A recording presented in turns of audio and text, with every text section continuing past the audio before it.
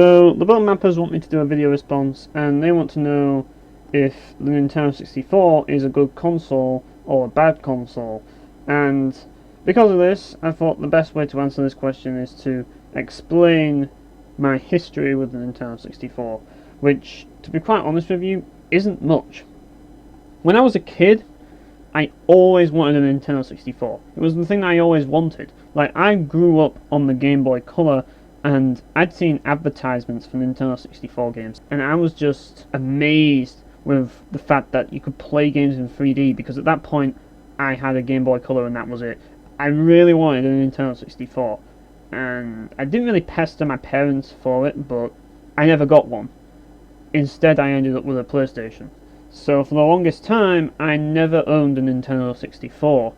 So I can't really say I have that much nostalgia for the system, though I can understand why people do. But looking back on the Nintendo 64, did it really live up to my expectations as a kid?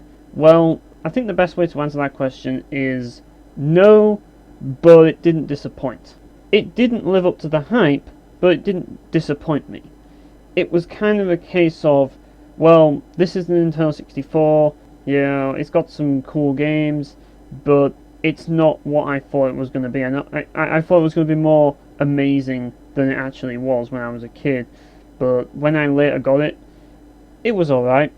I enjoyed it, but the thing about it is that compared to the PlayStation, it's not even close. I'm sorry, but the PlayStation destroys the Nintendo 64. And if this was a question of which is better, PlayStation or Nintendo 64, I would argue PlayStation any day of the week. But that's not what this is about. This is the Nintendo 64 a good console? My answer, well, you'll find out. So, what's good about the Nintendo 64 and what's bad about it? Well, I haven't really found a criteria to really measure whether or not the Nintendo 64 is good or not. But I have listed a few pros and cons, not many, but like a couple. And the first I want to bring up is the fact that it's a cartridge-based system.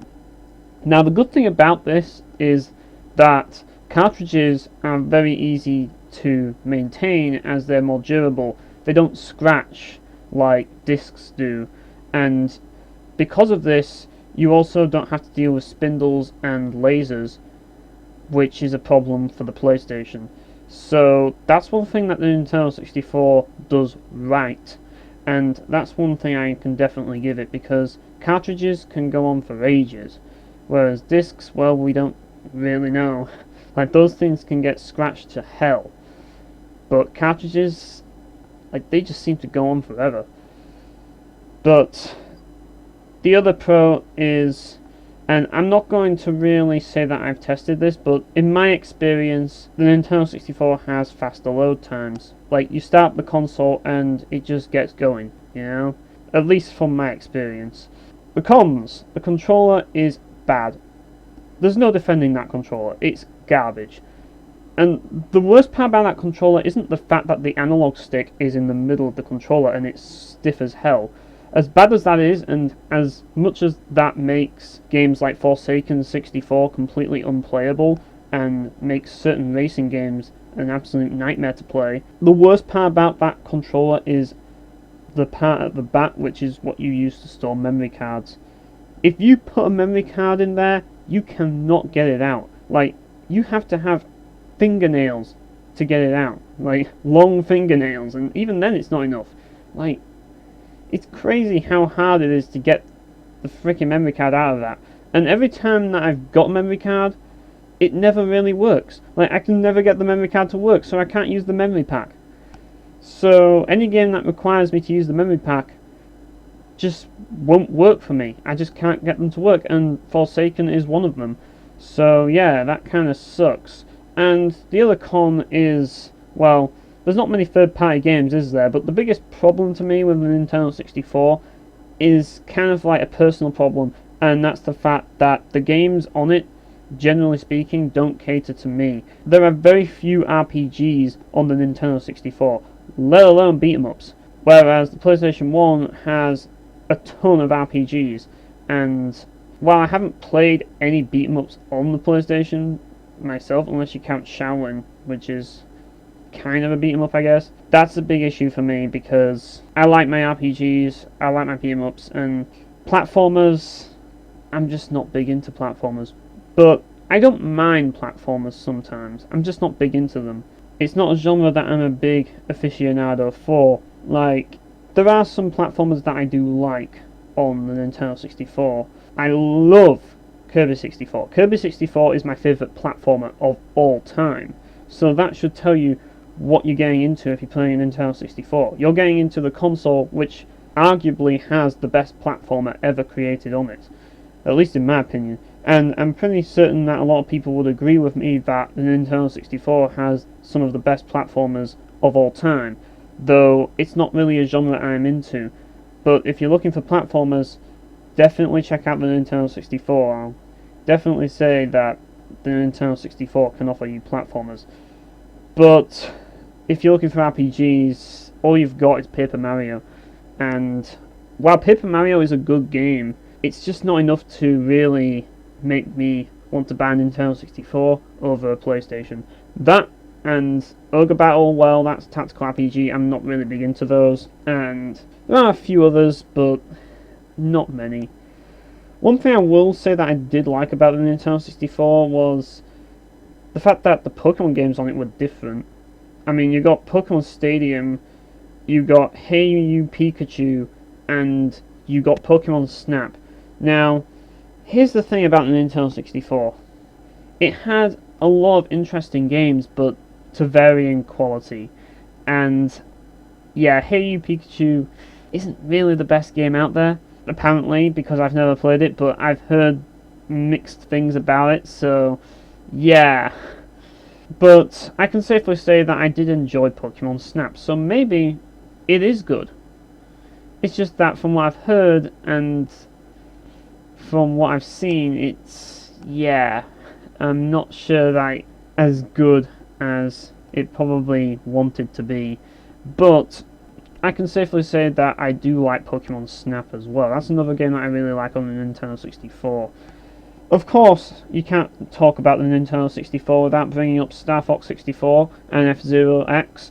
Those games are fantastic. Although, I will say F-Zero X has the annoying Grand Prix issue where you end up fighting the same rival over and over again, which makes the game ridiculously hard because you have to win first or second place every race or it's pretty much game over. Like, okay, you can win third place, but let's put it this way.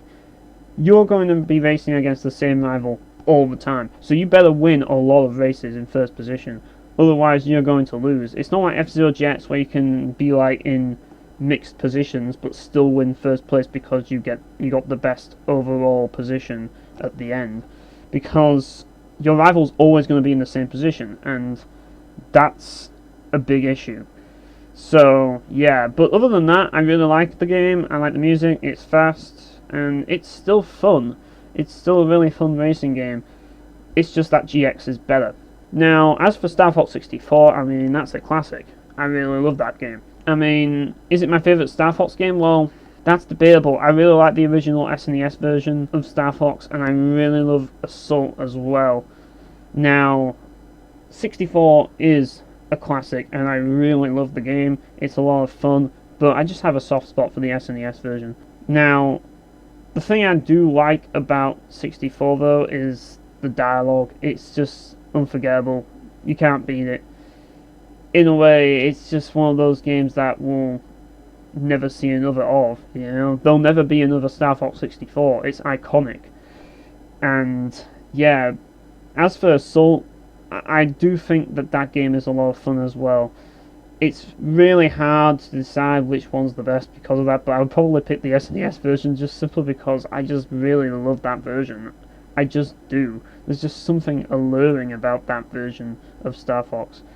But Star Fox 64 is still great. It's still a wonderful game, and I still love it. And Assault is still solid as well. I like both of them equally, to be honest. Yeah, I like Assault and 64 equally. And I'd say that I like the SNES version equally as well, in a way, but I just kind of like gravitate to the SNES version, mainly because that's one of my favourite SNES games of all time, so yeah.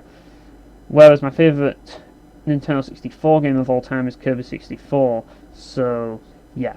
But anyways, the answer to this question, really I should say no, because it doesn't really cater to me at all. It's not really my kind of console, and the flaws really stick out like a sore thumb.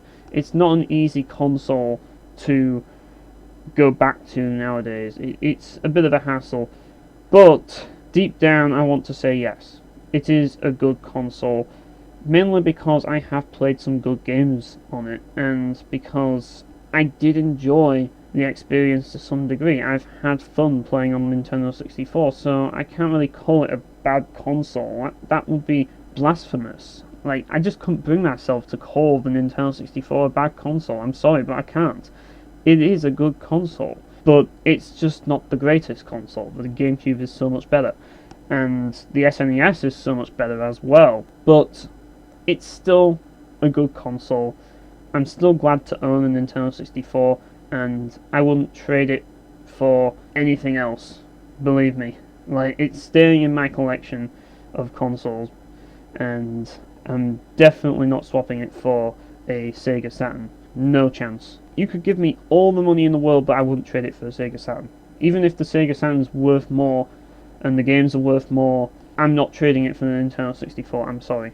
But the PlayStation is still king, so yeah. Anyways, that's my response, so see you guys.